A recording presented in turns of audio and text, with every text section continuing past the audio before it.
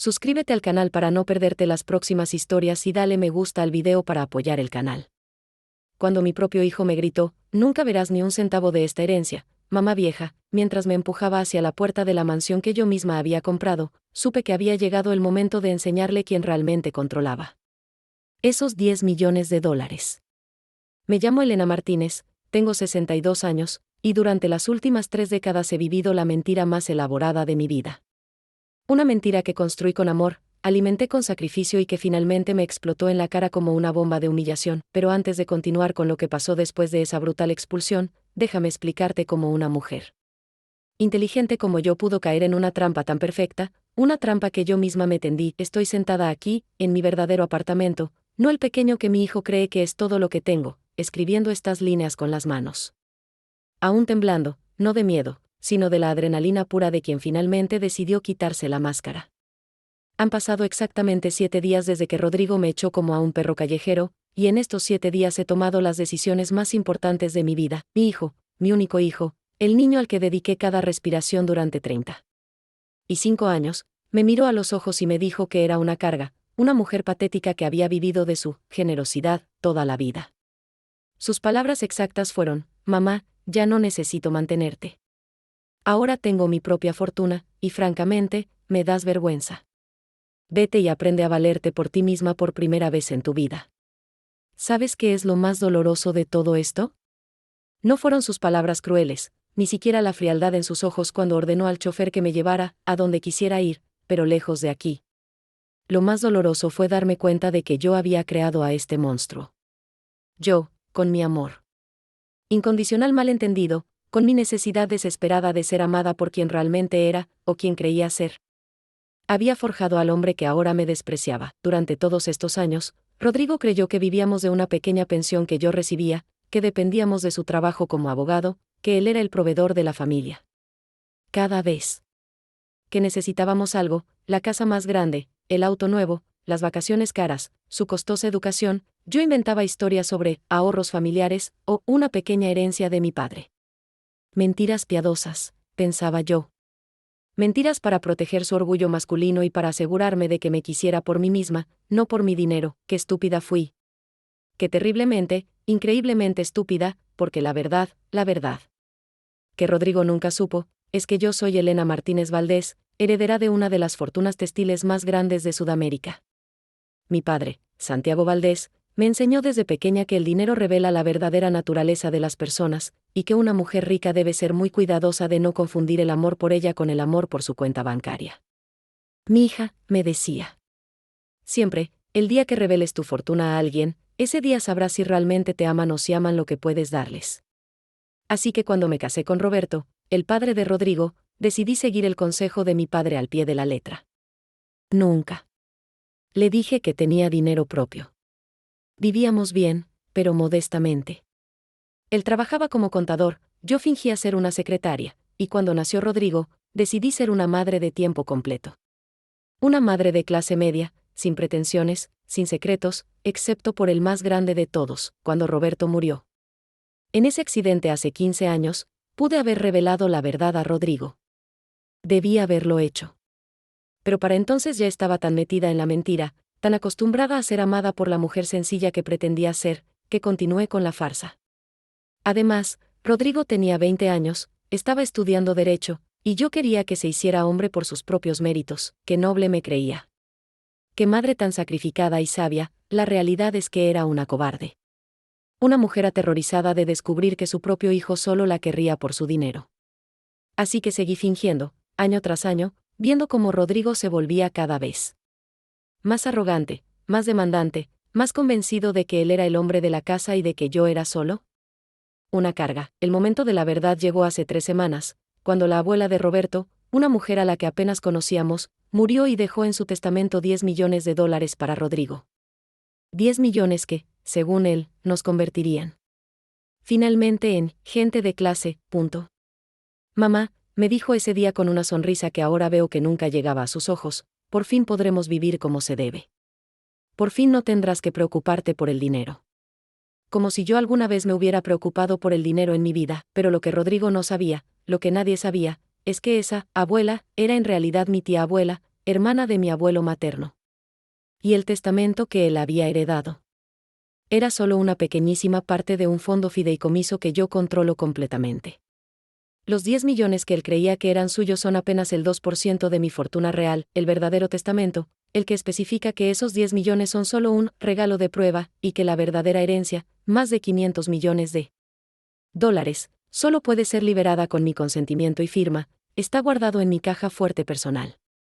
Una caja fuerte que Rodrigo nunca supo que existía, así que cuando hace una semana me gritó que nunca vería ni un centavo de su herencia, cuando me echó de su casa como si fuera una extraña molesta, cuando me miró con ese desprecio que jamás pensé ver en los ojos de mi hijo, yo simplemente sonreí por dentro, porque sabía algo que él ignoraba completamente, que en una semana exacta, cuando los abogados del fideicomiso vinieran a explicarle los términos reales de su herencia, Rodrigo descubriría que su madre, pobre e inútil, tenía el poder de convertirlo en el hombre más rico del país. O de dejarlo exactamente con los 10 millones que tanto lo habían ensoberbecido. Ahora, mientras escribo estas líneas en mi verdadera casa, una penthouse que compré hace 10 años y que Rodrigo nunca vio, me pregunto qué voy a hacer. Porque mañana es el día. Mañana se revela toda la verdad, y por primera vez en mi vida, no estoy segura de si quiero salvar a mi hijo, o enseñarle la lección más cara de su vida. Para entender cómo llegué a construir semejante castillo de naipes con mi propia vida, necesito llevarte conmigo a mis primeros recuerdos. Mi historia no comenzó con la riqueza, aunque terminó definiéndome por ella de maneras que jamás imaginé. Nací en una pequeña ciudad industrial donde las fábricas textiles dominaban el horizonte y el aire siempre olía a algodón procesado. Mi padre, Santiago Valdés, comenzó trabajando en los telares cuando tenía 14 años, con las manos duras y los sueños aún más duros. Mi madre, Carmen, cosía a destajo en casa, sus dedos volando sobre las telas mientras yo gateaba entre los retazos coloridos que cubrían nuestro suelo de madera gastada. Elena, me decía papá cada noche antes de dormir, recuerda siempre que el dinero es como el agua, puede nutrir o puede ahogar, dependiendo de cómo lo manejes. No entendía esas palabras entonces. Era solo una niña que jugaba con muñecas hechas de trapos sobrantes y que consideraba un lujo cuando mamá ponía mantequilla en el pan los domingos. Pero papá tenía una visión que iba más allá de nuestras 4 paredes humildes. Cada peso que ganaba, lo dividía en 3 partes, una para los gastos básicos, otra para mi educación, y la tercera para el futuro, una caja de metal oxidado que guardaba debajo de su cama. A los 10 años, papá hizo algo que cambió nuestras vidas para siempre. Con los ahorros de esa caja misteriosa, compró una máquina de coser industrial usada. Mamá lloró cuando la vio llegar a casa en una carreta tirada por burros. Santiago, nos vamos a morir de hambre, le gritó. ¿Cómo vas a pagar esa locura? Pero papá tenía un plan. Comenzó a hacer contratos pequeños con las fábricas, cosiendo piezas especializadas que requerían más cuidado del que podían dar en la línea de producción masiva. Trabajaba en la fábrica durante el día y en casa durante la noche. Yo me quedaba dormida escuchando el ritmo constante de la máquina, un sonido que se convirtió en la canción de cuna de mi infancia. En menos de 2 años, papá había comprado 3 máquinas más y había contratado a 2 costureras del vecindario. Nuestra sala se había transformado en un pequeño taller, y por primera vez en mi vida, tuvimos suficiente dinero no solo para sobrevivir, sino para prosperar. ¿Ves, Elena?, me decía mientras contaba los billetes cada viernes por la noche. El dinero llega a quienes están dispuestos a trabajar más duro que los demás. Pero una vez que llega, tienes que ser más inteligente que todos los demás. A los 15 años, papá ya tenía una pequeña fábrica con 20 empleados. A los 18, había comprado a 2 de sus competidores. A los 21, cuando yo me gradué de bachillerato con las mejores calificaciones de mi generación, Santiago Valdés era dueño de la operación textil más grande de 3 estados, pero el éxito trajo lecciones amargas que marcaron mi forma de ver el mundo para siempre. Recuerdo vívidamente el día que cumplí 16 años. Papá decidió celebrar comprándome mi primer vestido realmente elegante, no hecho por mamá con retazos, sino comprado en la tienda más cara del centro. Cuando llegué al colegio usándolo, las reacciones de mis compañeras me golpearon como una bofetada fría. Mira a la princesita Elena, murmuró Patricia, mi mejor amiga hasta ese momento. Ahora que su papá tiene plata, se cree mejor que todas nosotras. Las chicas que habían sido mis amigas durante años suddenly me trataban con una mezcla de envidia y desprecio. Los muchachos que nunca me habían prestado atención comenzaron a invitarme a salir, pero yo podía ver en sus ojos que no era Elena quien les interesaba, sino la hija del rey del textil. Esa noche lloré en los brazos de papá, confundida y herida. Mi amor, me dijo mientras me secaba las lágrimas, acabas de aprender la lección más importante de tu vida. El dinero no cambia quién eres, pero sí revela quiénes son los demás. La gente que valía la pena seguirá valorándote por ti misma. Los demás, bueno, ahora sabes quiénes son. Tenía razón, por supuesto. Algunas amistades sobrevivieron, fortalecidas por la honestidad. Otras se desvanecieron como humo, revelando cimientos frágiles que nunca noté antes. Pero la lección que más profundamente se grabó en mi corazón fue la siguiente: había personas que me amarían independientemente de mi situación económica, y otras que me amarían únicamente por ella. El problema era aprender a distinguir entre unas y otras. Cuando cumplí 20 años, papá me llamó a su oficina para una conversación que consideró la más importante de nuestras vidas. Elena, es hora de que sepas exactamente lo que hemos construido aquí, me dijo, desplegando papeles sobre su escritorio. No solo tenemos las fábricas. Tenemos inversiones en bienes raíces, acciones en otras compañías, y cuentas en bancos de 3 países diferentes. Los números que me mostró me dejaron sin aliento. No éramos simplemente prósperos, éramos verdaderamente ricos. Ricos de una manera que cambiaba las reglas del juego de la vida. ¿Por qué nunca me dijiste nada?, le pregunté. Porque quería que crecieras normal. Que tuvieras amigos reales, que estudiaras por amor al conocimiento. Que desarrollaras tu carácter sin la influencia corruptora de saber que nunca tendrías que preocuparte por nada material en tu vida. Entonces me entregó un sobresellado. Aquí están todos los documentos legales que te convierten en mi heredera universal. Pero junto con esta herencia viene una responsabilidad enorme: debes aprender a protegerte de las personas que querrán aprovecharse de ti. ¿Cómo hago eso?, pregunté. Simple, respondió con una sonrisa que ahora reconozco como proféticamente triste. Nunca reveles tu verdadera situación hasta estar absolutamente segura de las intenciones de las personas que te rodean. El amor verdadero puede sobrevivir la revelación de la riqueza, pero el amor falso se desmorona sin ella. Esas palabras se convirtieron en el evangelio de mi vida adulta. Cuando conocí a Roberto 3 años después en una biblioteca universitaria, decidí seguir el consejo de papá al pie de la letra. Me presenté como una estudiante de clase trabajadora, hija de un pequeño empresario textil. No mentí completamente, pero tampoco revelé la magnitud real de la fortuna familiar. Roberto se enamoró de la Elena sencilla, inteligente y trabajadora que yo proyectaba. Nuestro noviazgo fue hermoso precisamente porque él nunca supo que yo podría haber pagado sus estudios de contabilidad sin siquiera notarlo en mi presupuesto mensual. Cuando nos casamos, mantuve la farsa. Vivíamos de su sueldo. Yo fingía trabajar medio tiempo como secretaria, y cada vez que necesitábamos algo especial, inventaba historias sobre pequeñas bonificaciones de la empresa familiar o regalos de papá.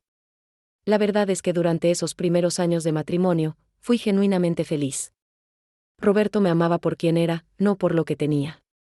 Construimos una vida basada en valores reales, no en comodidades compradas. Cuando nació Rodrigo, decidí que mantendríamos esa autenticidad para siempre, pero papá murió cuando Rodrigo tenía apenas 3 años, y de repente me encontré siendo la única heredera de un imperio que había crecido exponencialmente durante mis años de vida normal. Debí haber revelado la verdad entonces. Roberto merecía saberlo, y Rodrigo merecía crecer conociendo su verdadera herencia. En lugar de eso, profundicé la mentira. Contraté administradores para manejar los negocios, moví dinero a través de cuentas complicadas, y continué viviendo como la esposa de clase media de un contador honesto. ¿Por qué? Porque la lección de papá se había vuelto una obsesión. Porque el miedo de descubrir que mis seres queridos me amarían diferente si supieran la verdad se había convertido en terror puro. Ahora, sentada aquí recordando esos años, me doy cuenta de que el mismo consejo que papá me dio para protegerme se convirtió en la prisión que construí para mí misma, y el precio de esa prisión acaba de cobrarse con la crueldad de mi propio hijo. Roberto Mendoza entró en mi vida un martes lluvioso de octubre, cuando yo tenía 24 años y creía que ya conocía todo sobre el amor y la decepción. Estaba en la biblioteca de la Universidad Central, perdida entre libros de literatura clásica, cuando él se acercó tímidamente a mi mesa. Disculpa, murmuró con esa voz suave que después llegaría a conocer tan bien, ¿podrías prestarme tu diccionario de sinónimos? El mío se quedó en casa y tengo que entregar un ensayo mañana. Alcé la vista y me encontré con los ojos más honestos que había visto jamás. No eran especialmente hermosos, café oscuro, con pequeñas arrugas de concentración en las esquinas, pero tenían algo que me tranquilizó inmediatamente. Me miraba como si fuera una persona real, no como si estuviera evaluando mi utilidad potencial. Por supuesto, le dije, deslizando el libro hacia él. ¿Qué estudias? Contabilidad, respondió con una sonrisa algo avergonzada. Sé que suena aburrido, pero me gusta el orden que tienen los números. Son honestos, ¿sabes? Nunca mienten ni pretenden ser algo que no son. En ese momento no pude evitar sonreír. Si él supiera cuán deshonesta estaba siendo mi propia vida con los números, se habría sorprendido profundamente. ¿Y tú?, preguntó mientras se sentaba en la silla frente a mí. Literatura, mentí parcialmente. También estudiaba administración de empresas, pero esa carrera la cursaba en una universidad privada usando un nombre ligeramente diferente. Elena Valdés en administración, Elena Martínez en literatura. Dos identidades para una vida dividida. Debe ser fascinante vivir entre historias todo el tiempo, dijo con genuina admiración. Durante las siguientes 3 horas, conversamos sobre libros, sobre sueños, sobre la vida que queríamos construir.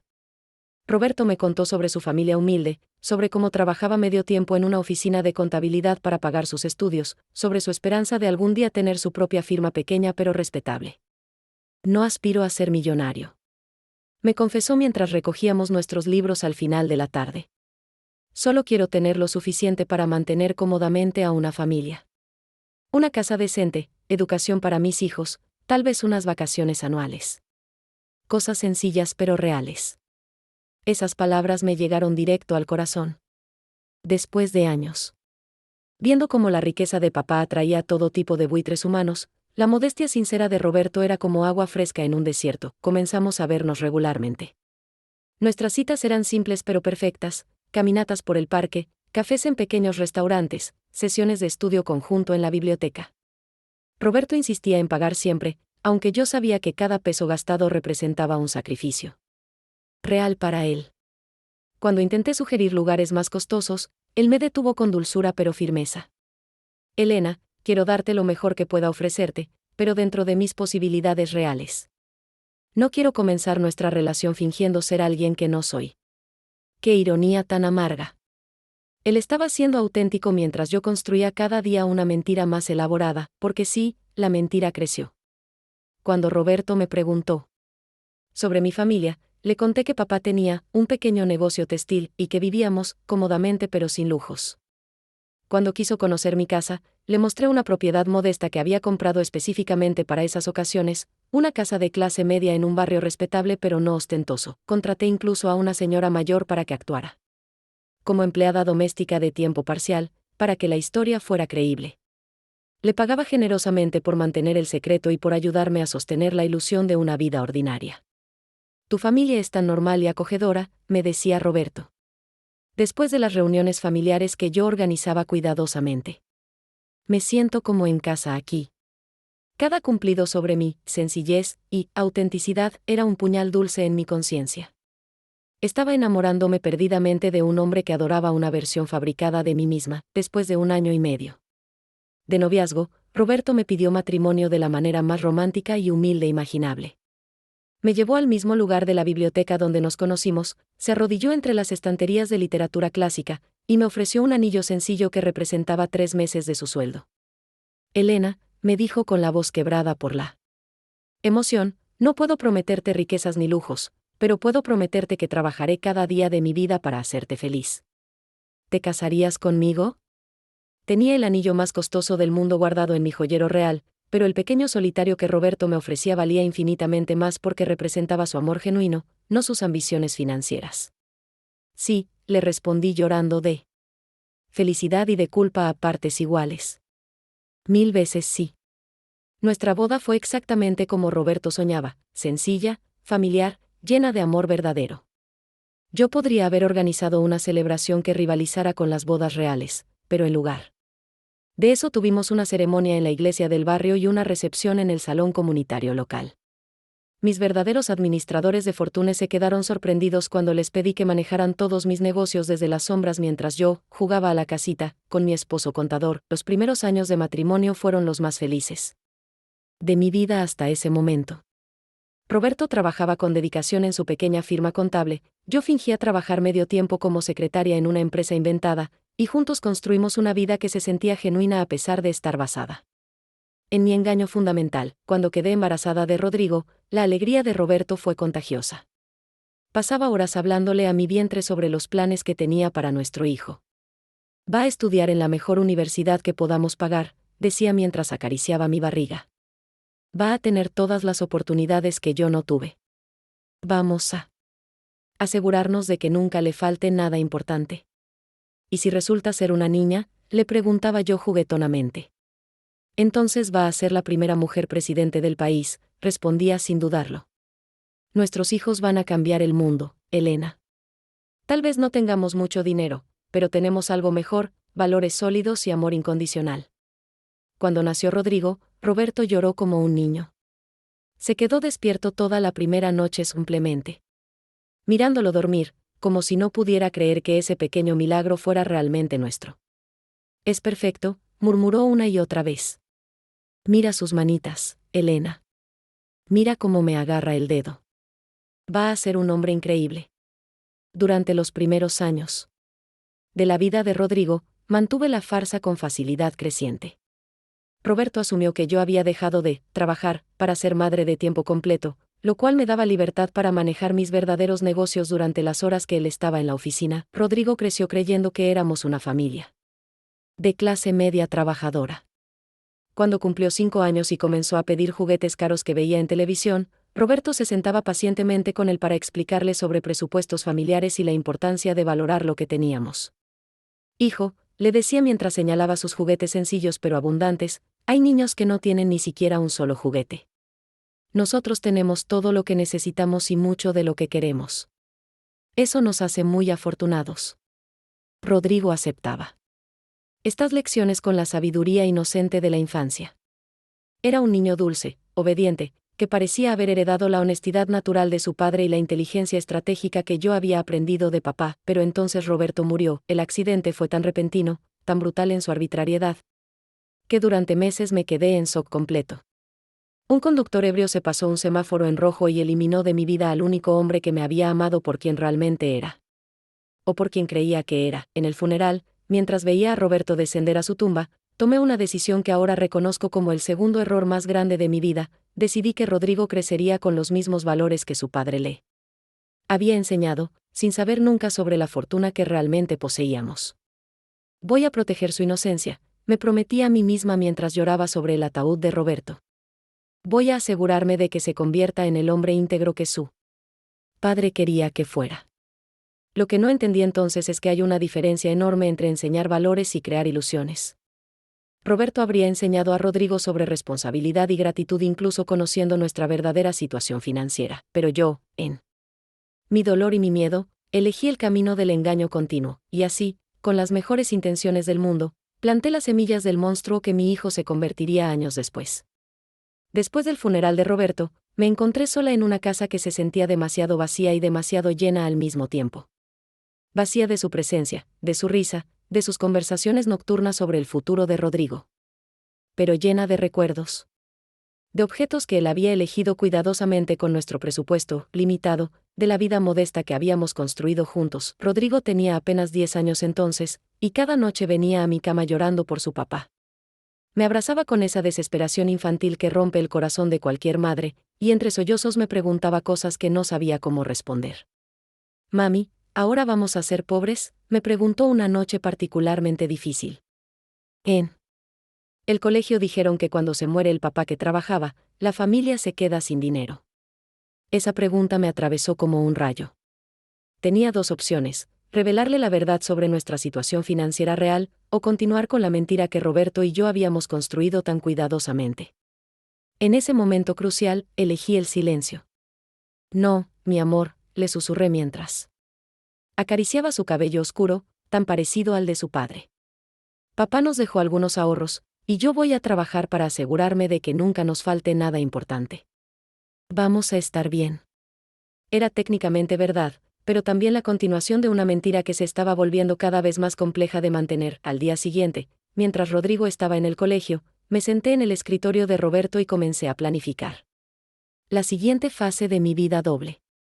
Necesitaba crear una nueva historia que explicara cómo una viuda con un trabajo de secretaria podría mantener nuestro nivel de vida sin levantar sospechas. Contraté discretamente a un contador, diferente al que manejaba mis verdaderos negocios, para que creara documentos falsos sobre una pequeña póliza de seguro de vida que Roberto supuestamente había dejado.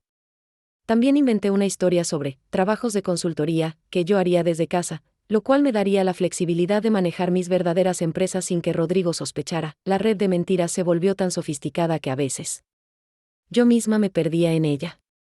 Tenía 3 cuentas bancarias diferentes, una modesta que Rodrigo conocía, otra para gastos especiales, que justificaba como bonificaciones laborales, y mis cuentas reales que manejaba bajo nombres corporativos que él jamás relacionaría conmigo. Durante los primeros meses después de la muerte de Roberto, mi plan funcionó perfectamente.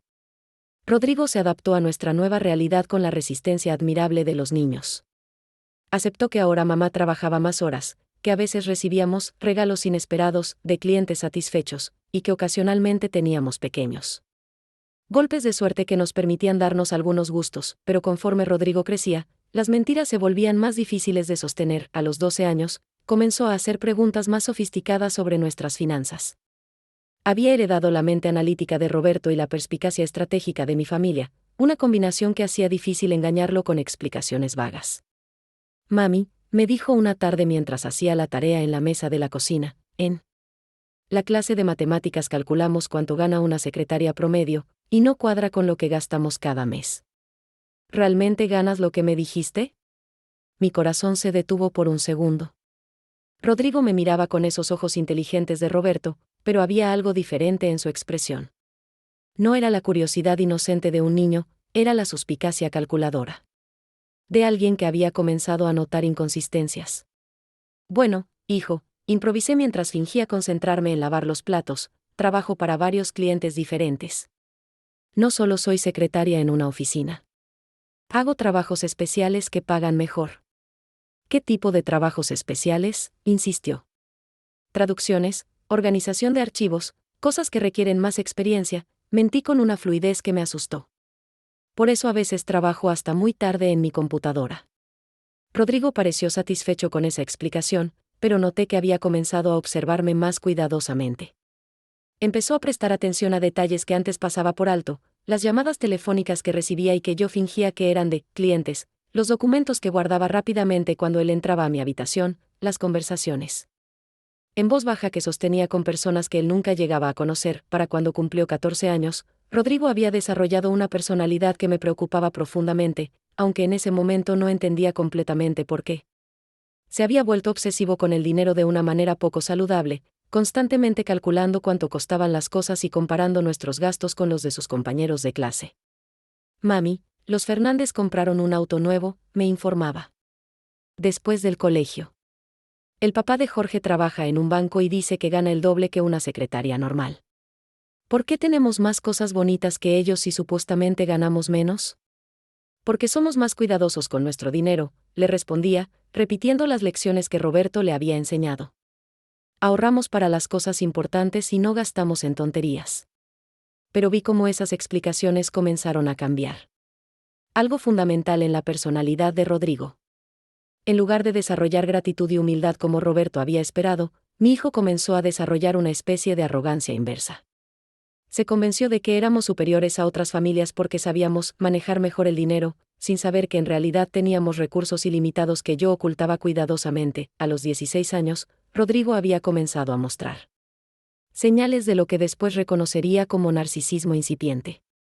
Se consideraba más inteligente que sus profesores porque entendía las finanzas familiares mejor que ellos, más astuto que sus compañeros porque sabía cómo vivir bien con poco dinero, y más maduro que otros adolescentes porque entendía el valor real de las cosas. La ironía cruel es que todas esas percepciones estaban basadas en mentiras que yo alimentaba diariamente. Cuando llegó el momento de elegir universidad, Rodrigo anunció que estudiaría Derecho porque los abogados ganan mucho dinero y yo quiero asegurarme de que nuestra familia nunca vuelva a depender de trabajos inciertos como el tuyo. Mamá, esas palabras me dolieron más de lo que pude expresar en ese momento.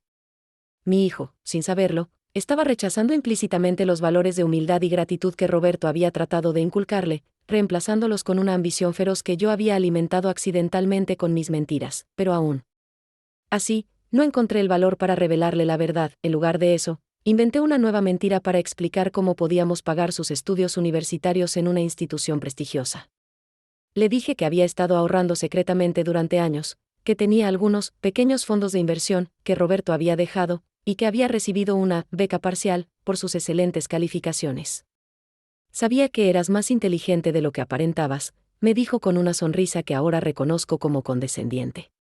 Siempre supe que tenías planes más grandes de los que me contabas. Durante sus años universitarios, Rodrigo se transformó completamente.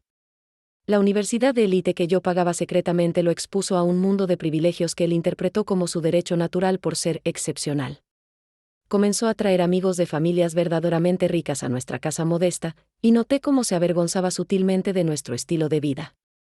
Mamá, me dijo un día cuando tenía 20 años, cuando me gradúe y consiga un trabajo bien pagado, vamos a mudarnos a una casa mejor. Una que esté a la altura de quienes realmente somos. ¿Y quiénes somos realmente, hijo?, le pregunté con una mezcla de curiosidad y terror. Somos ganadores, respondió con una seguridad que me heló la sangre. Somos personas que saben cómo triunfar contra las probabilidades. Merecemos más de lo que hemos tenido hasta ahora. En ese momento debí haber entendido lo que estaba creando.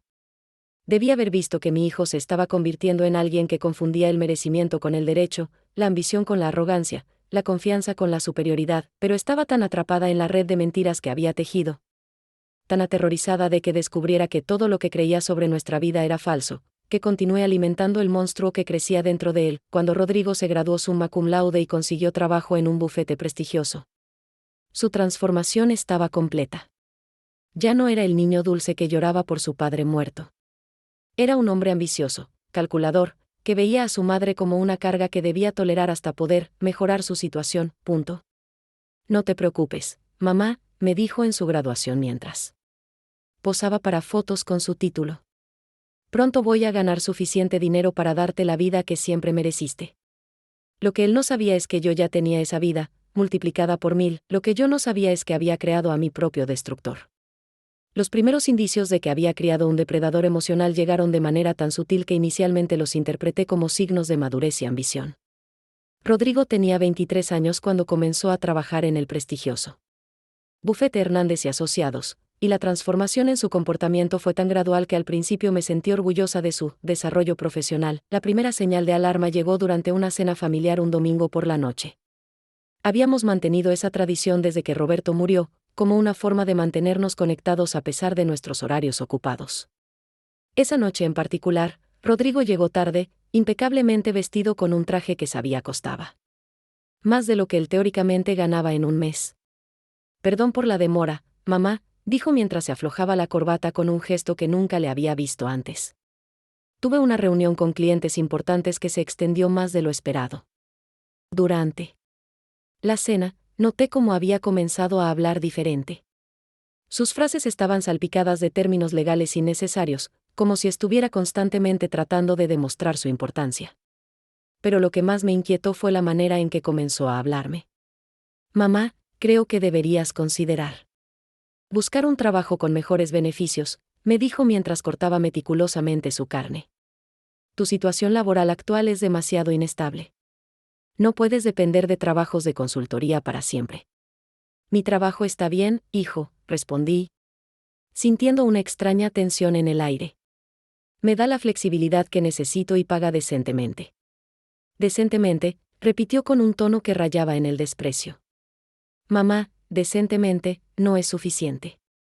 Ahora que estoy estableciéndome profesionalmente, necesito saber que estás segura financieramente. No puedo concentrarme en mi carrera. Si estoy preocupado por ti. La manera en que dijo, preocupado por ti, sonó más como una molestia que como afecto genuino.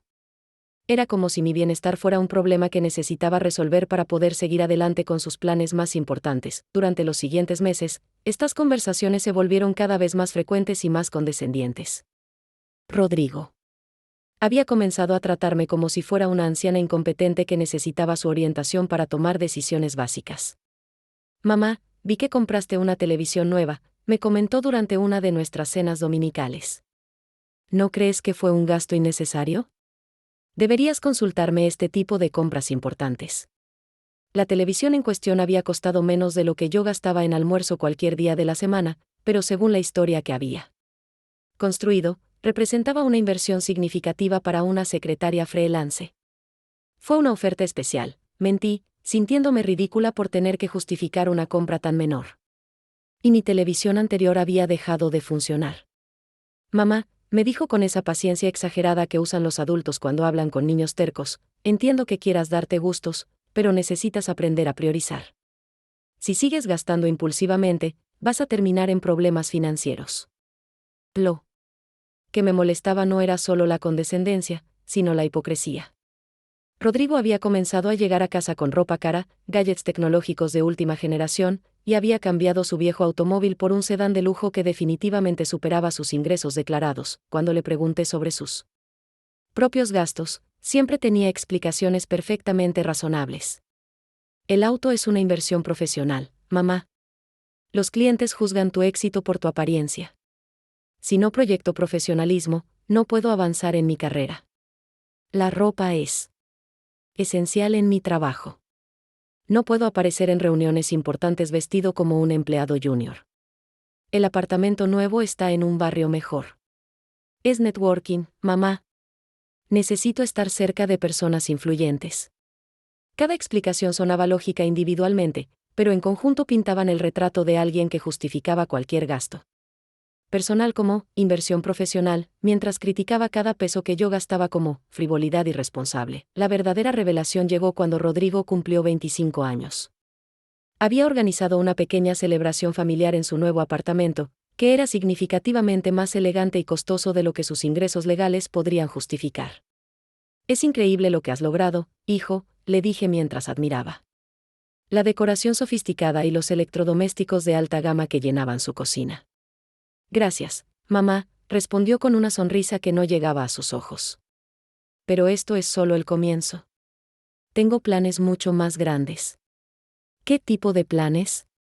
Bueno, dijo mientras servía vino en copas de cristal que probablemente costaban más que mi supuesto ingreso semanal, estoy considerando algunas oportunidades de inversión.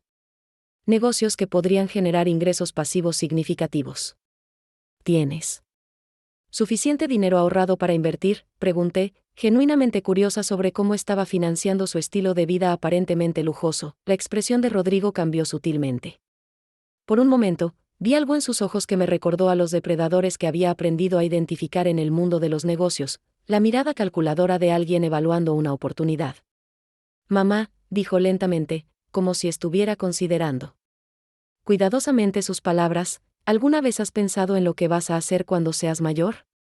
¿Tienes algún plan de retiro? Tengo algunos ahorros, respondí vagamente, sintiendo que la conversación se estaba dirigiendo hacia territorio peligroso. Algunos ahorros no son suficientes, continuó con esa voz que había aprendido a asociar con malas noticias. Francamente, mamá, me preocupa tu futuro financiero. Trabajas en empleos inestables, no tienes beneficios de salud decentes, y no veo evidencia de que estés planificando para tu vejez. Estoy bien, Rodrigo. No necesitas preocuparte por mí. Pero si necesito preocuparme, insistió, y por primera vez escuché algo genuinamente siniestro en su tono. Porque cuando no puedas trabajar más, ¿sabes quién va a tener que mantener? Yo. Y honestamente, eso podría interferir seriamente con mis propios planes de crecimiento profesional. Esas palabras me golpearon como un puñetazo. Mi propio hijo, el niño que había criado con tanto amor y dedicación, me estaba viendo como una carga financiera futura que podría obstaculizar sus ambiciones. Rodrigo, dije tratando de mantener la calma, nunca te he pedido que me mantengas. Siempre me las he arreglado sola. Hasta ahora, respondió con una sonrisa fría. Pero eso va a cambiar, ¿verdad? Y cuando cambie, yo voy a estar en una posición donde tendré que elegir entre mi propio éxito y cuidar de una madre que no se preparó adecuadamente para el futuro. La conversación continuó durante otra hora, pero ese momento específico marcó un punto de no retorno en nuestra relación. Rodrigo había revelado algo fundamental sobre cómo me veía, no como su madre que lo había sacrificado todo por él, sino como una obligación inconveniente que tendría que manejar eventualmente. Durante los meses siguientes, comencé a notar un patrón perturbador en su comportamiento. Cuando me visitaba, invariablemente comenzaba a inspeccionar mis gastos recientes, cuestionando cada compra y ofreciendo consejos financieros no solicitados. Había comenzado a tratarme como si fuera una adolescente irresponsable que necesitaba supervisión constante. «Mamá, ¿realmente necesitabas comprar comida orgánica?», me preguntó un día mientras revisaba mis bolsas de supermercado. «Es significativamente más cara que la comida normal». «Me gusta comer saludablemente», respondí, sintiéndome absurdamente defensiva. «Entiendo eso, pero necesitas ser más consciente de los costos. Si sigues gastando de esta manera, vas a agotar tus ahorros mucho antes de lo que piensas». Lo que me asustaba no era solo su condescendencia, sino la precisión calculadora con la que había comenzado a evaluar mi situación financiera. Era como si estuviera haciendo inventario de mis recursos, preparándose para algún tipo de intervención futura. La gota que derramó el vaso llegó cuando cumplí 55 años. Rodrigo había insistido en organizar una cena de cumpleaños en un restaurante elegante que él eligió. Durante la cena, me presentó lo que llamó un regalo especial, una consulta gratuita con un planificador financiero de su bufete. «Mamá», me dijo mientras deslizaba una tarjeta de presentación a través de la mesa, «he arreglado para que te reúnas con Fernando García, uno de nuestros mejores asesores financieros. Va a evaluar tu situación actual y ayudarte a crear un plan de retiro realista». «No necesito un planificador financiero, Rodrigo. Estoy manejando bien mis finanzas. Con todo respeto, mamá, no creo que tengas la experiencia necesaria para hacer esa evaluación. Fernando es un profesional. Puede ayudarte a optimizar tus recursos y asegurar que tengas suficiente dinero para vivir cómodamente sin depender de nadie». La manera en que enfatizó, sin depender de nadie, me hizo entender que esta no era realmente una oferta de ayuda, sino un intento de cuantificar exactamente cuánto tiempo podría mantenerme a mí misma antes de convertirme en su problema. Esa noche, mientras conducía de regreso a casa, me di cuenta de que había perdido a mi hijo en algún momento del camino. El niño dulce que lloraba por su padre muerto había sido reemplazado por un hombre frío y calculador que me veía como un pasivo en su hoja de balance personal. Lo que aún no sabía es que esto era solo el comienzo. Las señales de egoísmo y manipulación que estaba viendo eran apenas la superficie de algo mucho más oscuro y cruel que estaba creciendo dentro de él. El día que cambió todo para siempre llegó un martes gris de marzo, cuando Rodrigo tenía 30 años y yo acababa de cumplir 58. Había estado trabajando hasta tarde en mi oficina real, la que él nunca supo que existía. Cuando recibí una llamada que me heló la sangre. «Mamá. No vas a creer lo que acaba de pasar», gritó Rodrigo por el teléfono con una euforia que no había escuchado en su voz desde que era niño. «Tienes que venir a mi apartamento. Inmediatamente. Es urgente». El tono de urgencia mezclado con emoción me preocupó. Durante los últimos años, las únicas veces que Rodrigo me llamaba con entusiasmo era cuando había conseguido algún ascenso o victoria profesional que quería presumir. Pero esto sonaba diferente, más intenso. Llegué a su apartamento en menos de media hora y lo encontré paseando frenéticamente por su sala, con papeles esparcidos por toda la mesa de café y una botella de champán ya abierta enfriándose en un balde de hielo. «Mamá, siéntate», me ordenó con una sonrisa tan amplia que transformaba completamente su rostro. «Tengo las mejores noticias de nuestras vidas». Me senté en su sofá de cuero italiano, notando cómo sus manos temblaban ligeramente de la emoción mientras organizaba los documentos frente a mí. «¿Recuerdas a la abuela Esperanza?», preguntó, refiriéndose a la madre de Roberto, una mujer mayor que habíamos visto quizás 5 veces en toda la vida de Rodrigo. «Por supuesto», respondí, aunque honestamente apenas recordaba a la señora.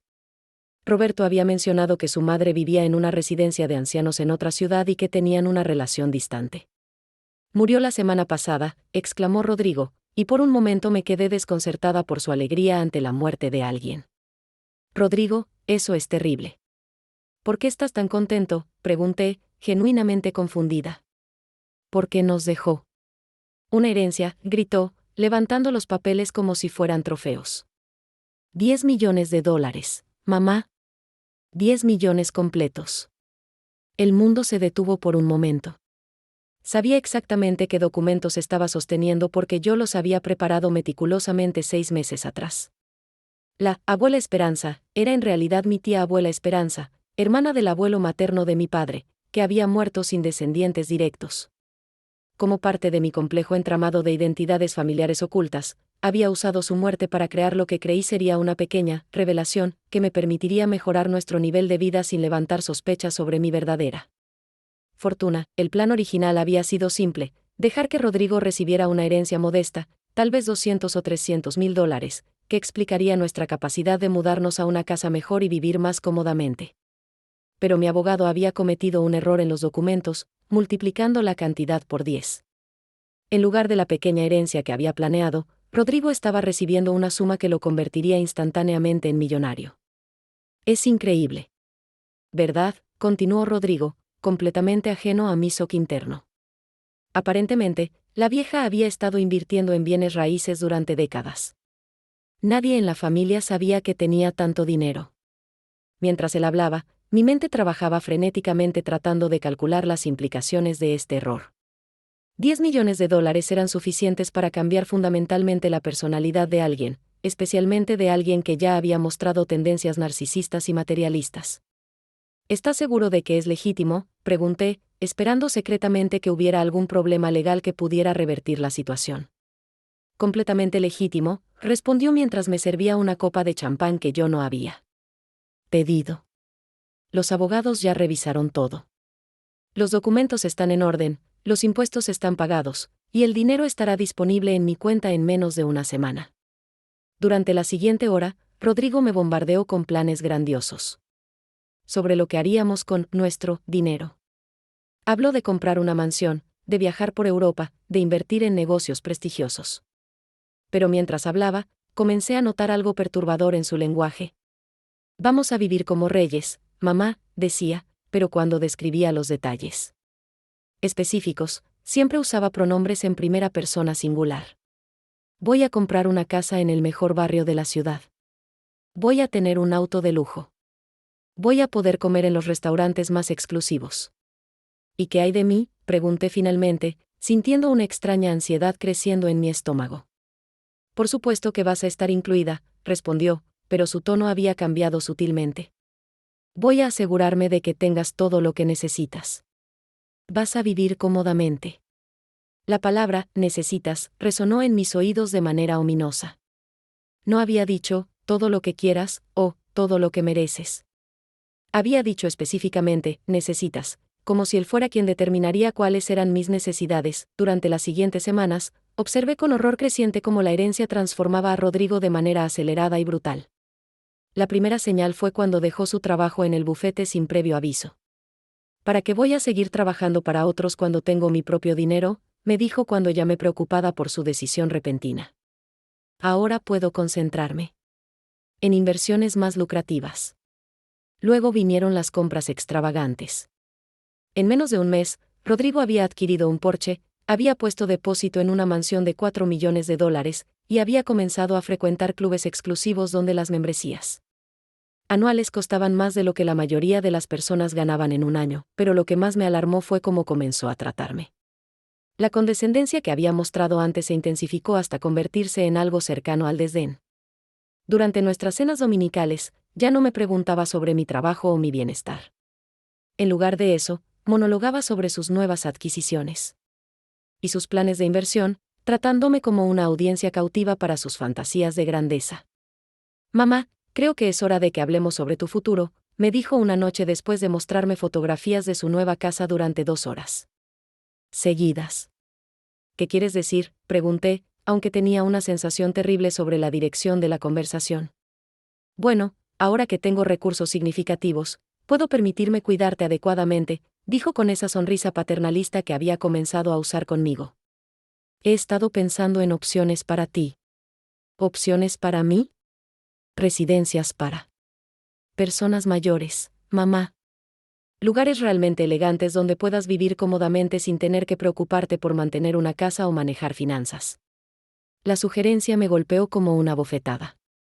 Tenía 58 años, estaba en perfecta salud, y mi hijo de 30 años me estaba sugiriendo que me mudara a una residencia de ancianos. Rodrigo, no soy una anciana. No necesito que nadie me cuide. Mamá, tienes que ser realista. Respondió con esa paciencia exagerada que había perfeccionado. Ya no eres joven, y francamente, tu situación financiera es precaria. Ahora tengo la capacidad de asegurar que vivas tus últimos años con dignidad. Mis últimos años, repetí, incrédula. Rodrigo, probablemente me quedan 20 o 30 años de vida activa.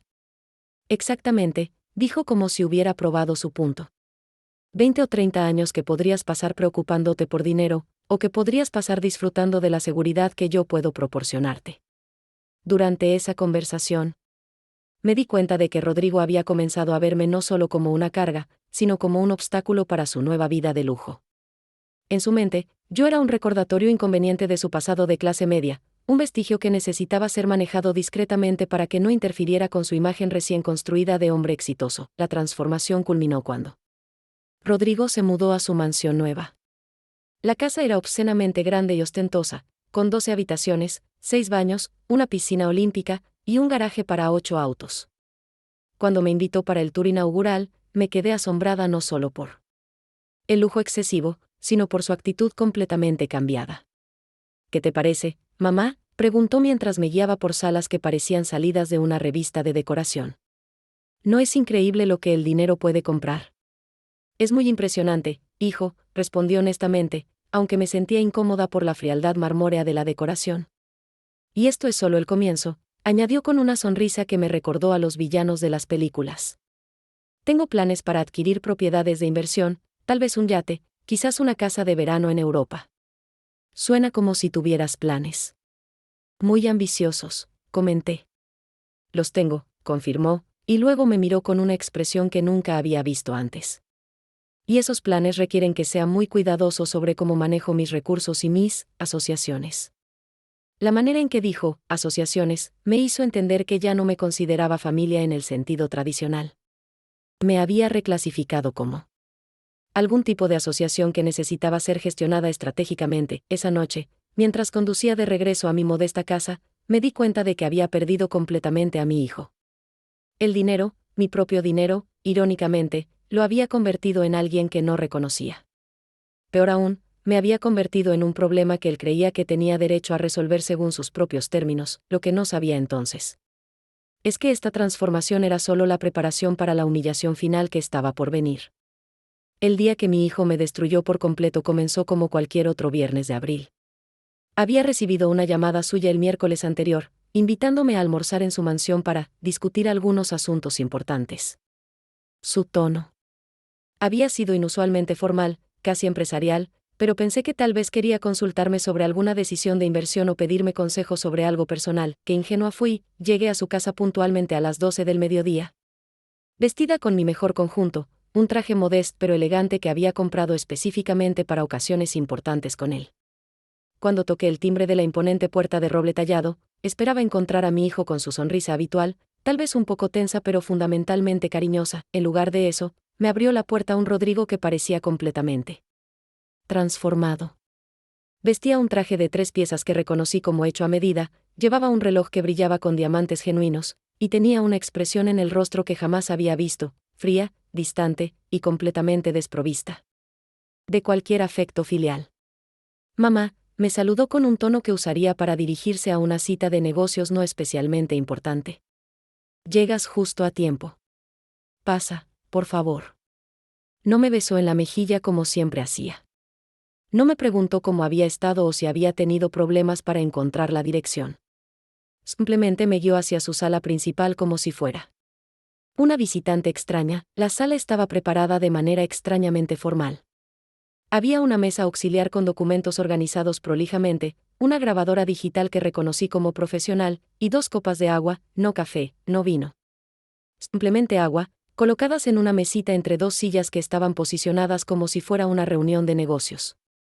Siéntate aquí, me indicó, señalando la silla que claramente estaba destinada para mí.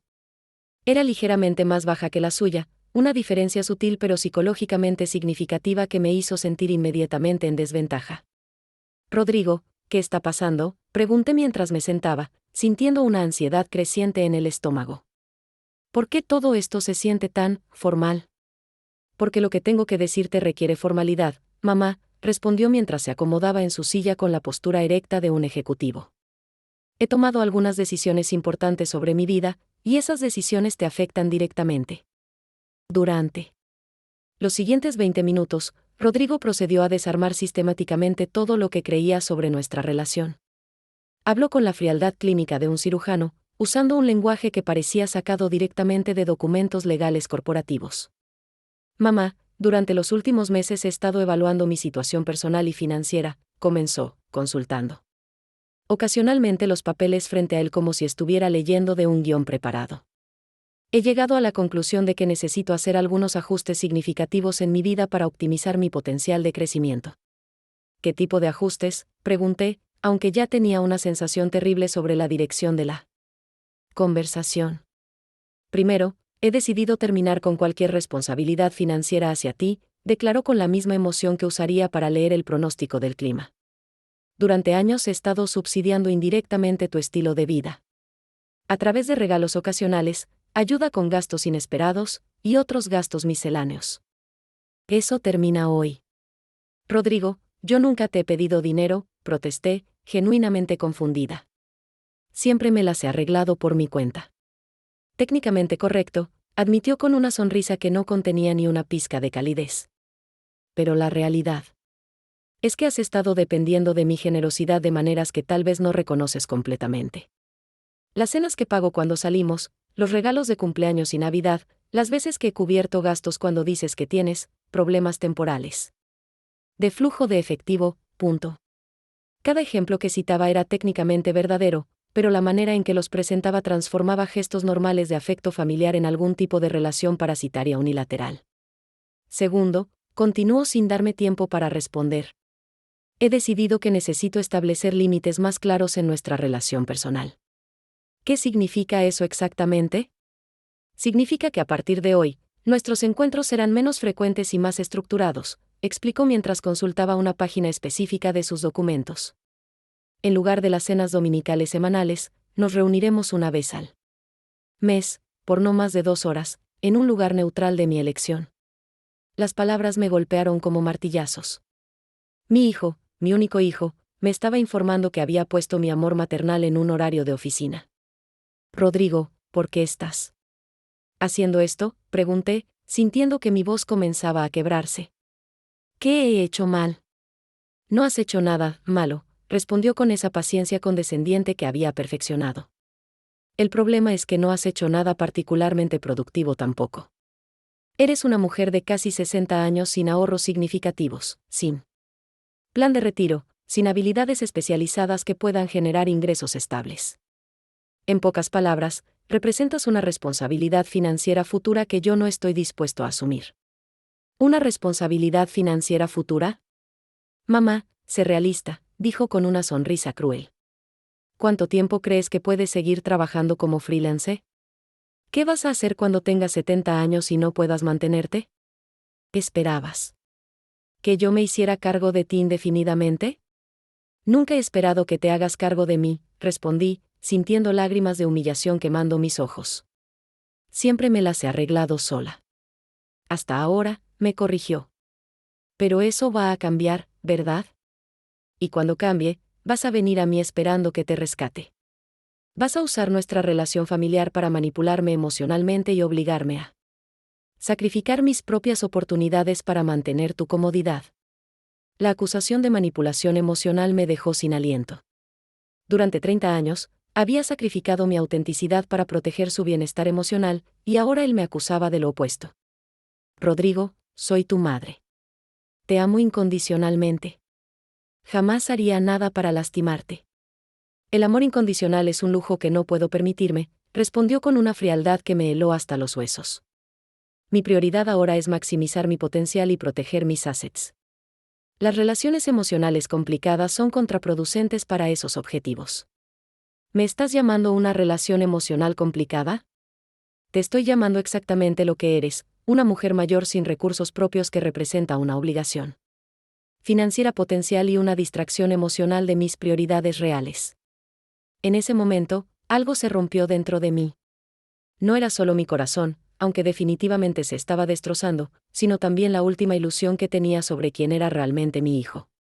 Rodrigo, dije levantándome lentamente de mi silla, ¿te das cuenta de lo que acabas de decir?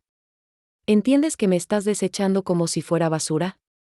Te estoy liberando, me corrigió con esa sonrisa siniestra. Te estoy dando la oportunidad de vivir tu propia vida sin depender de mí. Deberías estar agradecida. ¿Agradecida? Sí, agradecida. Porque voy a hacer algo más por ti, añadió mientras se levantaba y caminaba hacia una cómoda elegante en el extremo de la sala. Voy a darte una cantidad final de dinero que debería ser suficiente para establecerte en un apartamento modesto y vivir frugalmente por algunos años. Regresó con un sobre que reconocí como del tipo que se usa para documentos legales importantes. Aquí. Hay $5,000 en efectivo, anunció mientras colocaba el sobre en la mesa frente a mí. Considéralo una indemnización por despido. Es más generoso de lo que la mayoría de las personas recibirían en una situación similar. ¿Una indemnización por despido? Mamá, durante años has estado funcionando esencialmente como una empleada emocional no pagada, explicó con la crueldad casual de alguien que había ensayado estas palabras. Me proporcionaba servicios de compañía, apoyo emocional y validación personal. Ahora ya no necesito esos servicios, así que te estoy despidiendo con una compensación razonable. Rodrigo, soy tu madre, no tu empleada. Eres lo que yo determino. ¿Qué eres?, respondió con una autoridad absoluta que me dejó completamente desarmada. Y he determinado que eres una exmadre cuya utilidad ha expirado. ¿Una exmadre? Exactamente. A partir de hoy, ya no tengo madre. Tengo un pasado que incluía una mujer llamada Elena que me crió hasta que pude criarme a mí mismo. Ese capítulo de mi vida está cerrado. Las siguientes 2 horas fueron una tortura sistemática donde Rodrigo me explicó detalladamente cómo sería nuestra nueva relación. Me entregó una tarjeta de presentación de un asistente personal que había contratado, quien manejaría todas las comunicaciones futuras entre nosotros. Me informó que había cambiado todas sus cuentas bancarias para eliminar cualquier acceso que yo pudiera haber tenido. Me notificó que había actualizado su testamento para excluirme completamente. Pero lo más importante, dijo mientras me acompañaba hacia la puerta, quiero que entiendas que esto no es personal. Es simplemente business. Tú representas el pasado, y yo estoy enfocado exclusivamente en el futuro. Rodrigo, le dije una última vez antes de salir, algún día vas a darte cuenta de lo que has hecho hoy. Y cuando eso suceda, espero que puedas vivir con las consecuencias. Las únicas consecuencias que me importan son las relacionadas con mi éxito financiero, respondió mientras cerraba la puerta. Todo lo demás es ruido emocional irrelevante. Esa noche, sentada en mi casa real, rodeada de lujos que él nunca supo que existían, lloré por el hijo que había perdido para siempre y comencé a planear la lección más cara de su vida. Los primeros días después de la humillación fueron los más oscuros de mi vida. Me quedé encerrada en mi verdadera casa, el penthouse que Rodrigo nunca supo que existía, sintiendo una mezcla tóxica de devastación emocional y rabia pura que amenazaba con consumirme completamente. Durante 72 horas exactas, no comí, apenas bebí agua, y oscilé entre accesos de llanto incontrolable y momentos de furia tan intensa que me asustaba a mí misma. En mi mesa de noche tenía una fotografía de Rodrigo de cuando tenía 10 años, sonriendo después de perder su primer diente, y cada vez que la miraba sentía como si alguien estuviera apuñalando directamente mi alma, pero el tercer día, algo cambió. Me levanté al amanecer con una claridad mental que no había experimentado en décadas. Mientras preparaba mi primer café en 72 horas, me miré en el espejo del baño y vi algo diferente en mis ojos. Ya no había desesperación. Ni autocompasión. Había determinación glacial. Elena, me dije en voz alta a mi reflejo, suficiente de llorar. Es hora de recordar quién eres realmente. Me duché, me vestí con uno de mis trajes ejecutivos más elegantes, y por primera vez en 30 años, decidí comportarme como la mujer poderosa que siempre había sido detrás de las mentiras. El primer paso fue reunirme con Carolina Herrera. No la diseñadora, sino mi abogada personal y administradora financiera, una mujer brillante que había manejado mis asuntos legales durante la última década. Su oficina estaba ubicada en el piso 40 de uno de los rascacielos más exclusivos de la ciudad, y cuando llegué esa mañana, ella inmediatamente notó algo diferente en mi demeanor. Elena, me dijo mientras me servía café en porcelana. Fina, no te he visto así desde que murió tu padre. ¿Qué ha pasado? Le conté todo. Cada mentira que había construido, cada sacrificio que había hecho, cada humillación que había soportado. Carolina escuchó sin interrumpir, ocasionalmente tomando notas en su tablet, pero principalmente manteniendo esa expresión profesional que había perfeccionado durante años de manejar crisis familiares de clientes ultrarricos. Déjame ver. Si entiendo correctamente, dijo cuando terminé mi relato. Durante 30 años, has estado viviendo como una mujer de clase media para proteger los sentimientos de tu familia, mientras que tu hijo ha recibido exactamente el 2% de tu patrimonio real y cree que eso lo convierte en millonario independiente. Correcto. Y ahora ese mismo hijo te ha desechado porque te considera una carga financiera, sin saber que podrías comprar y vender su vida entera 1000 veces sin siquiera notarlo en tu presupuesto mensual. Exactamente. Carolina me miró con una mezcla de incredulidad profesional y admiración personal. Elena, en mis 20 años manejando fortunas familiares, nunca he visto a nadie mantener una cortina de humo tan elaborada durante tanto tiempo. Es simultáneamente la cosa más impresionante y más autodestructiva que he presenciado. Ahora. Necesito tu ayuda para decidir qué hacer al respecto, le dije. ¿Qué quieres hacer al respecto? Quiero que mi hijo aprenda exactamente quién soy y exactamente lo que ha perdido. Durante las siguientes 4 horas, Carolina y yo desarrollamos lo que ella llamó Operación Despertar. El plan era elegantemente simple pero devastadoramente efectivo. Primero, investigaríamos exhaustivamente la vida financiera actual de Rodrigo. Carolina contrató discretamente a una firma de investigación privada para rastrear cada aspecto de sus gastos, inversiones, deudas y asociaciones comerciales. Quería saber exactamente cómo estaba manejando sus 10 millones y si había alguna vulnerabilidad en su situación financiera aparentemente sólida. Segundo, prepararíamos una revelación completa de mi verdadero patrimonio. Carolina comenzaría a compilar documentos que mostraran el alcance total de mis propiedades, inversiones, empresas y activos líquidos. La cifra final, cuando se calculara completamente, sería suficiente para darle un ataque cardíaco a Rodrigo. Tercero. Y más importante, Timín sería todo. No íbamos a revelar nada hasta estar seguras de que el impacto sería máximo y irreversible. Elena, me advirtió Carolina mientras organizaba los documentos iniciales, una vez que hagamos esto, no hay vuelta atrás. Tu hijo va a saber que has estado mintiendo sobre tu identidad durante toda su vida. Eso podría destruir cualquier posibilidad de reconciliación futura. Carolina, le respondí con una calma que me sorprendió a mí misma, mi hijo ya me destruyó. Ya decidió que no tengo valor como persona. Lo único que puede destruirse ahora son sus ilusiones sobre sí mismo. Los resultados de la investigación privada llegaron exactamente 10 días después y fueron aún peores de lo que había imaginado. Rodrigo no solo estaba gastando sus 10 millones a un ritmo alarmante, sino que había comenzado a tomar decisiones financieras espectacularmente estúpidas. Había invertido 3 millones en un esquema piramidal disfrazado como oportunidad de inversión exclusiva en tecnología blockchain. Había prestado 2 millones a un supuesto desarrollador inmobiliario visionario, que resultó ser un estafador profesional. Había gastado 1,5 millones en arte y automóviles que se estaban depreciando más rápido que la velocidad de la luz, pero lo más revelador fue descubrir cómo había comenzado a tratar a otras personas en su vida. Los investigadores entrevistaron discretamente a antiguos colegas, empleados de servicios y conocidos sociales.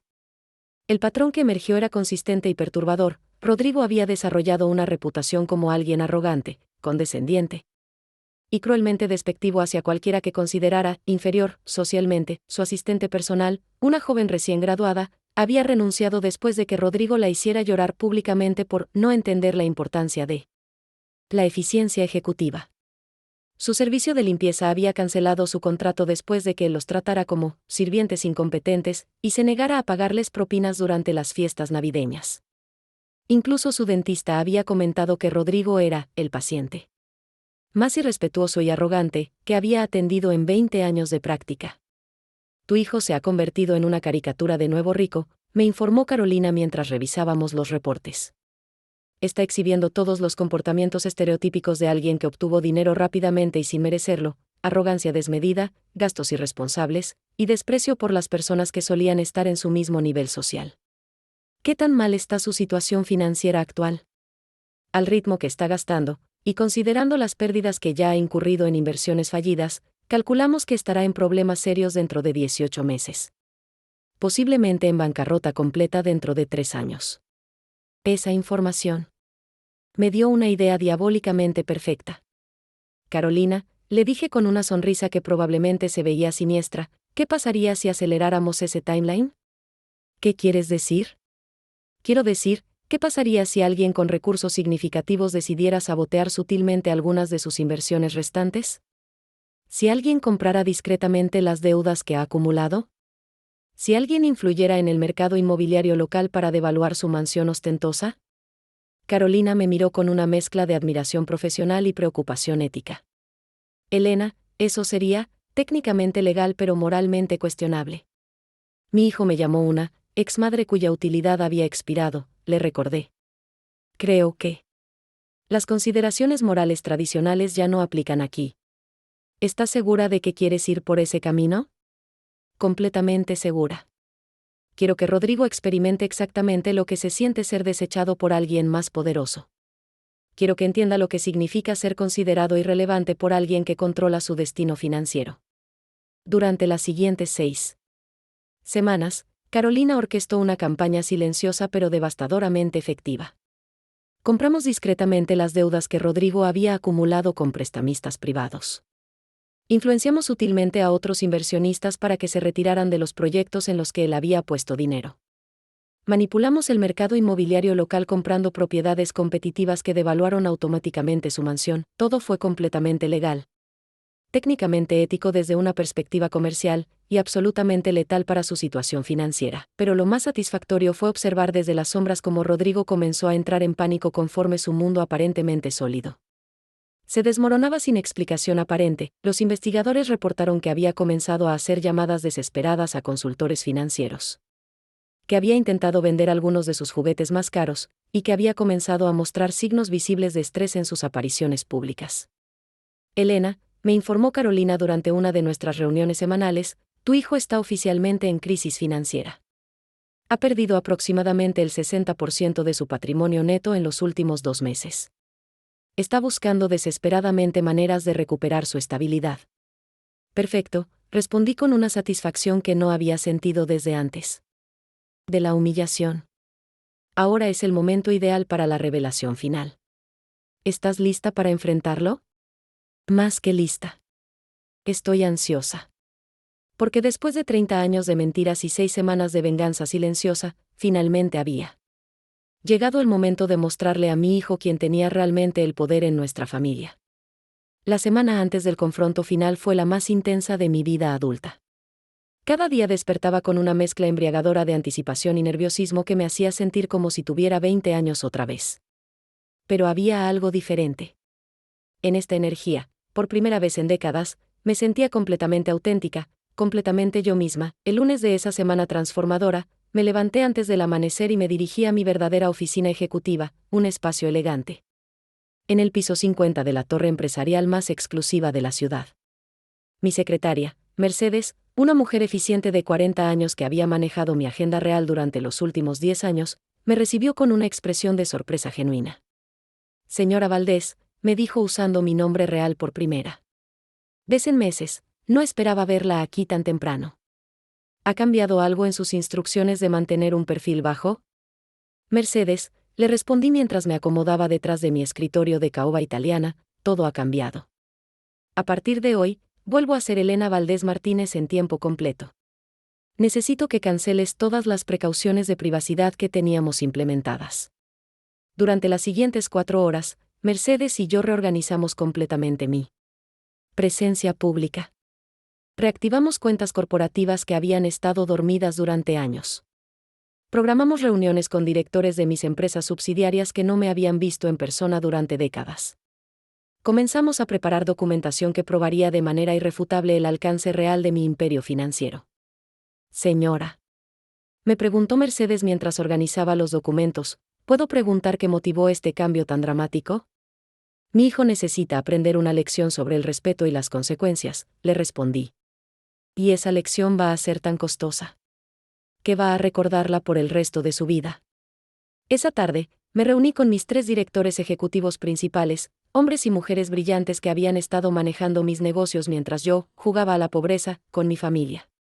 La reunión se llevó a cabo en nuestra sala de conferencias más imponente, con vistas panorámicas de la ciudad que se extendían hasta el horizonte. Damas y caballeros, anuncié mientras ellos tomaban asiento alrededor de la mesa de conferencias que costaba más que la casa modesta, donde había fingido vivir durante años, es tiempo de que Elena Valdés regrese públicamente al mundo de los negocios. La reacción fue inmediata y entusiasta. Durante años, estos ejecutivos habían manejado mis empresas con instrucciones de mantener mi identidad en las sombras, comunicándose conmigo solo a través de intermediarios y documentos firmados por poderes legales. Verme finalmente sentada en mi lugar natural como CEO y propietaria principal les daba una energía visible. Señora Valdés, dijo Patricia Morales, mi directora financiera, ¿significa esto que finalmente va a asumir el control directo de las operaciones? Significa exactamente eso, confirmé. Y significa que vamos a hacer algunos movimientos muy visibles que van a recordarle a esta ciudad exactamente quién soy y qué controlo. Durante las siguientes 3 horas, planificamos una serie de maniobras comerciales que serían imposibles de ignorar. Anunciaríamos la adquisición de 2 empresas competidoras principales.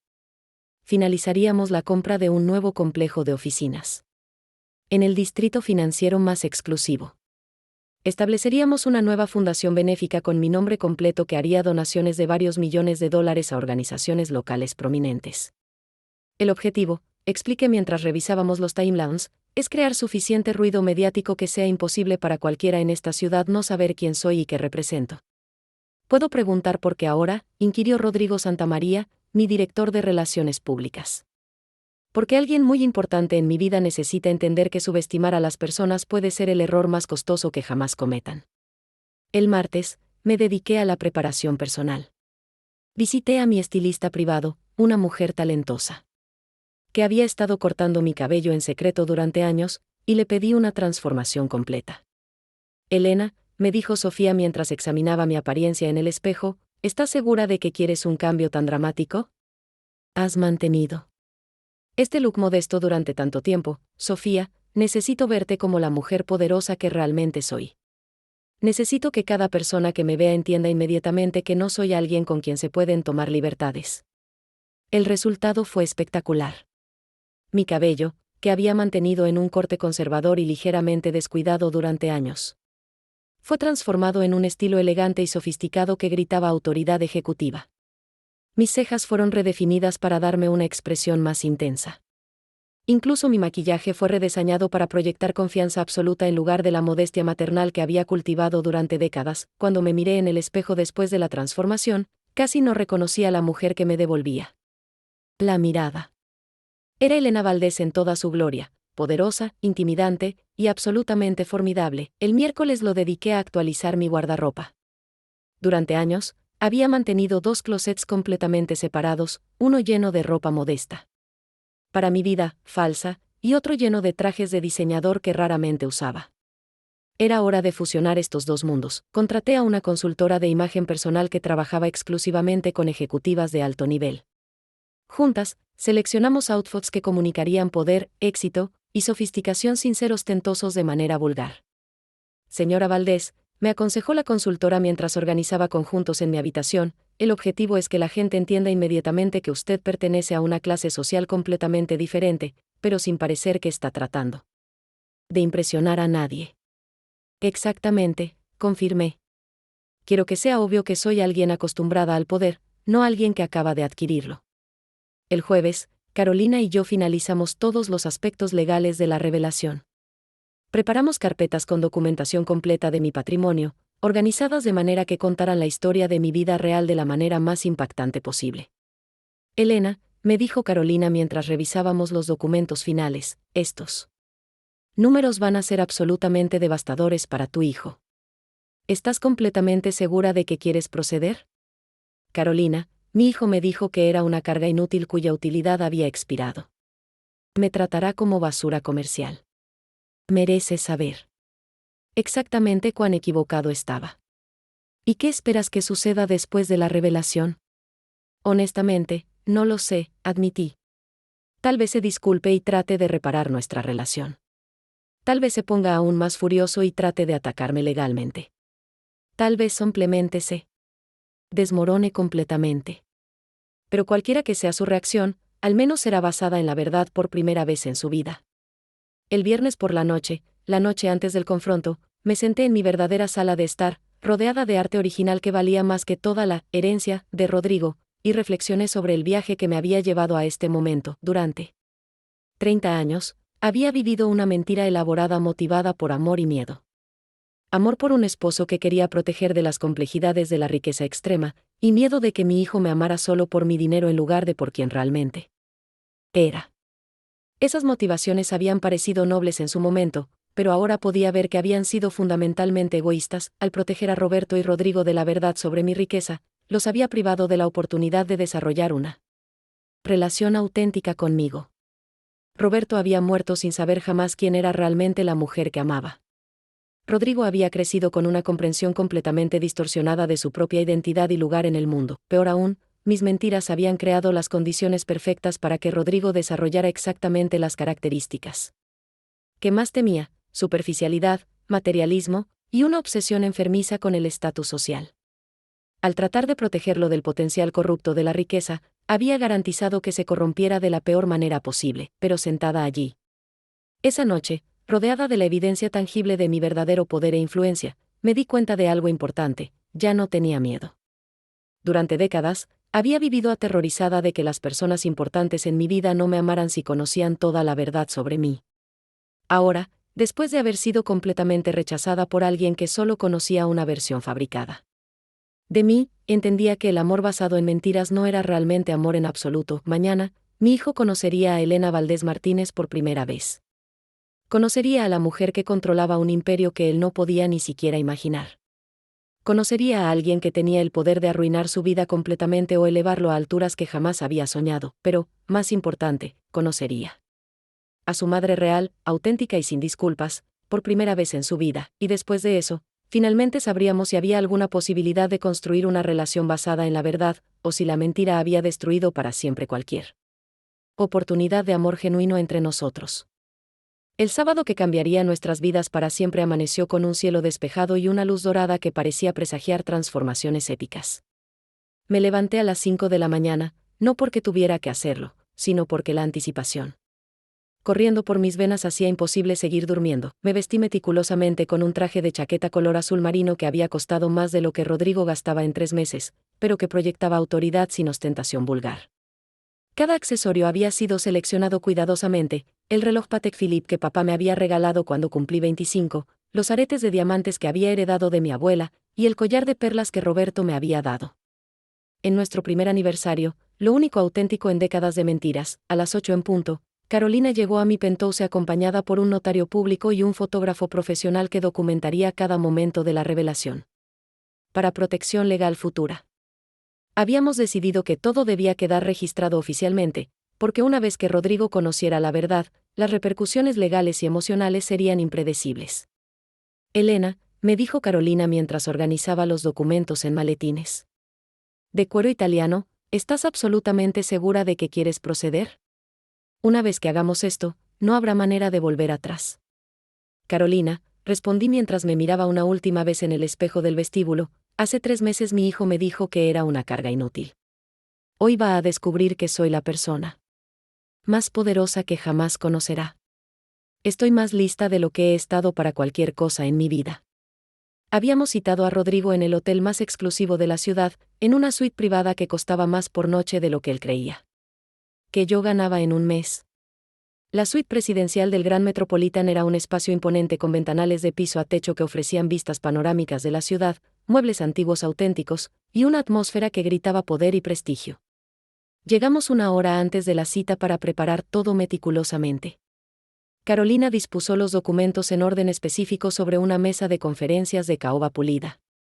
El fotógrafo instaló discretamente sus equipos para capturar cada ángulo de la habitación. El notario revisó todos los papeles legales que certificarían la autenticidad de cada revelación. Remember, les dije a todos mientras hacíamos los ajustes finales, quiero que cada momento de esta reunión quede documentado.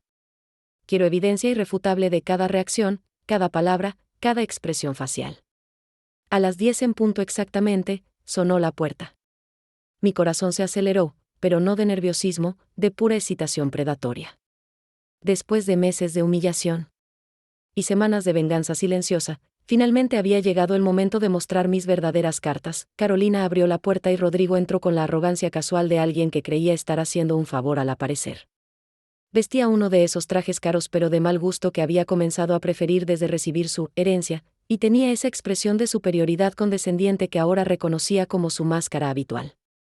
Mamá, me saludó con esa sonrisa falsa que había perfeccionado, espero que esto sea importante.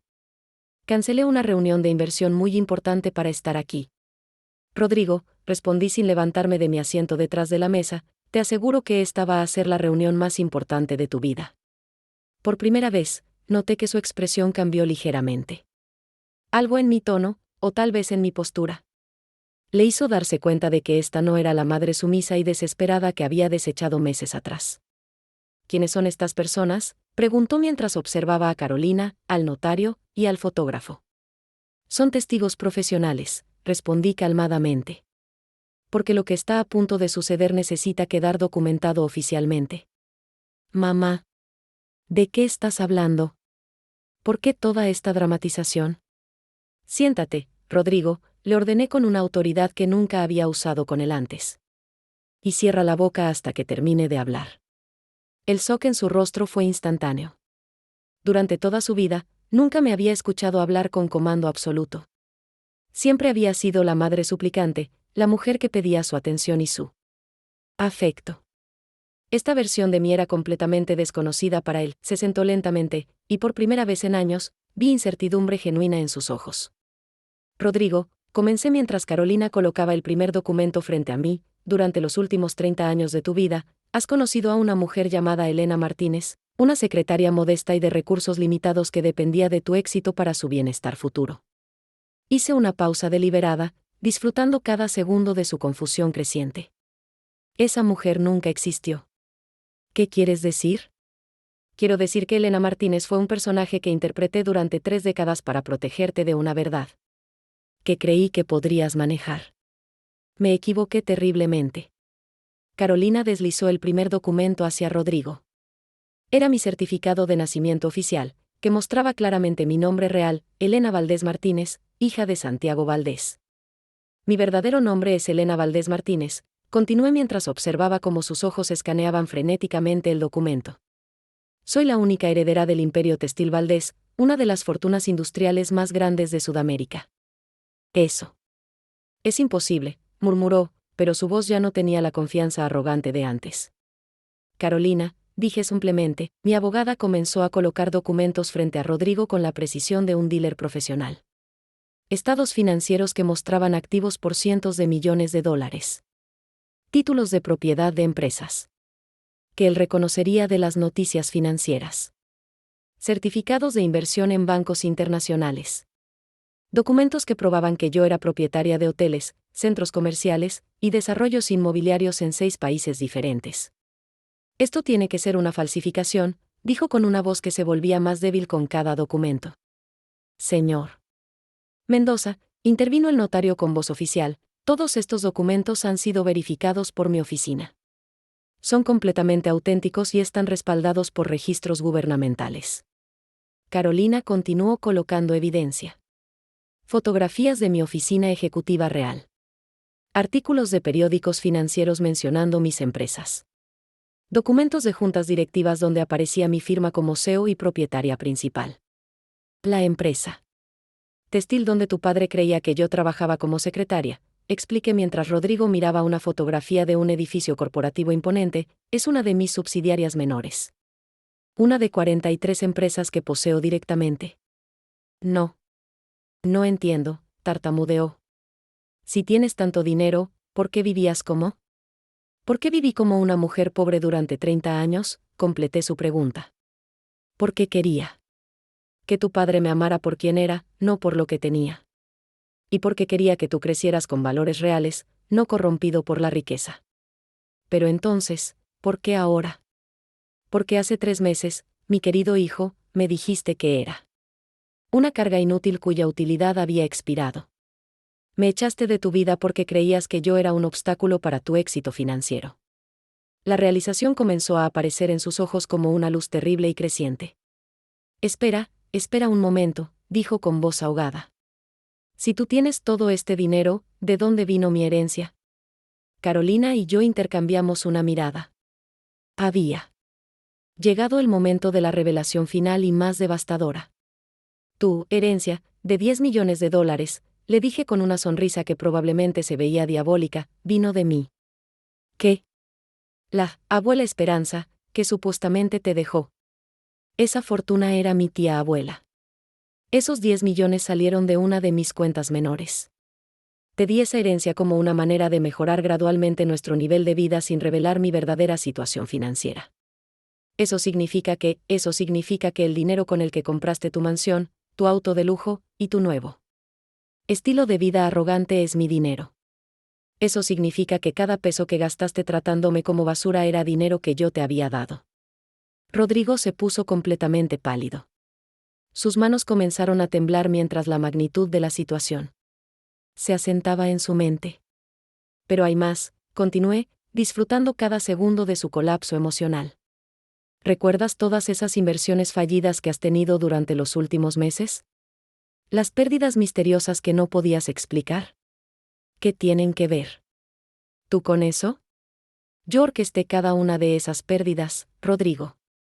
Cada inversión que fracasó, cada deuda que se volvió problemática, cada devaluación de tu mansión, todo fue resultado de mi influencia directa en los mercados donde habías puesto tu dinero. Eso es exactamente lo que mereces por tratar a tu madre como un pasivo comercial inconveniente. Carolina colocó el documento final frente a él, una hoja que mostraba su situación financiera actual comparada con mi patrimonio real. Según nuestros cálculos, expliqué mientras se leía con horror creciente, actualmente tienes aproximadamente $4 millones restantes de tus 10 millones originales. Mi patrimonio neto personal, sin incluir activos corporativos, es de $543 millones. Eso significa que tengo 135 veces más dinero del que tú creías que era tu gran fortuna. Eso significa que podrías perder todo lo que tienes 135 veces, y yo apenas lo notaría en mi presupuesto mensual. Rodrigo se desplomó completamente en su silla. La arrogancia, la superioridad condescendiente, la crueldad casual con la que me había tratado, todo se desvaneció, reemplazado por shock puro y horror existencial. Mamá, susurró con una voz quebrada, ¿por qué me hiciste esto? Yo no te hice nada, hijo, respondí con una calma glacial. Tú te hiciste esto a ti mismo cuando decidiste que una madre amorosa era menos valiosa que las cifras en una cuenta bancaria. Pero si me hubieras dicho la verdad desde el principio, si te hubiera dicho la verdad desde el principio, habrías crecido sabiendo que nunca tendrías que trabajar un día en tu vida. ¿Crees que eso te habría convertido en una mejor persona? Por primera vez en su vida adulta, vi lágrimas reales en los ojos de Rodrigo. No lágrimas de autocompasión o manipulación, sino lágrimas de comprensión genuina sobre lo que había perdido. ¿Qué vas a hacer ahora?, me preguntó. Esa, mi querido hijo, es la pregunta correcta, respondí mientras me levantaba y caminaba hacia los ventanales que daban a la ciudad. Porque ahora tienes una oportunidad que muy pocas personas reciben, la oportunidad de comenzar una relación conmigo basada en la verdad completa. Me volteé para mirarlo directamente. Puedes disculparte sinceramente por cómo me trataste, reconocer que tus valores estaban completamente equivocados, y trabajar para convertirte en el hombre que tu padre habría querido que fueras. Si haces eso, tal vez podamos construir algo auténtico entre nosotros. ¿O qué? O puedes continuar siendo el hombre arrogante y superficial en el que te convertiste, en cuyo caso nunca más recibirás ni un peso de mí, y podrás ver que tan lejos te llevan tus 4 millones restantes en un mundo donde yo controlo más influencia de la que puedes imaginar. Rodrigo me miró durante un largo momento, y por primera vez en años, vi algo de ese niño dulce que solía llorar en mis brazos cuando tenía pesadillas. Mamá, dijo finalmente, con una voz que no había escuchado desde que era adolescente. Perdóname. Por favor, perdóname por todo.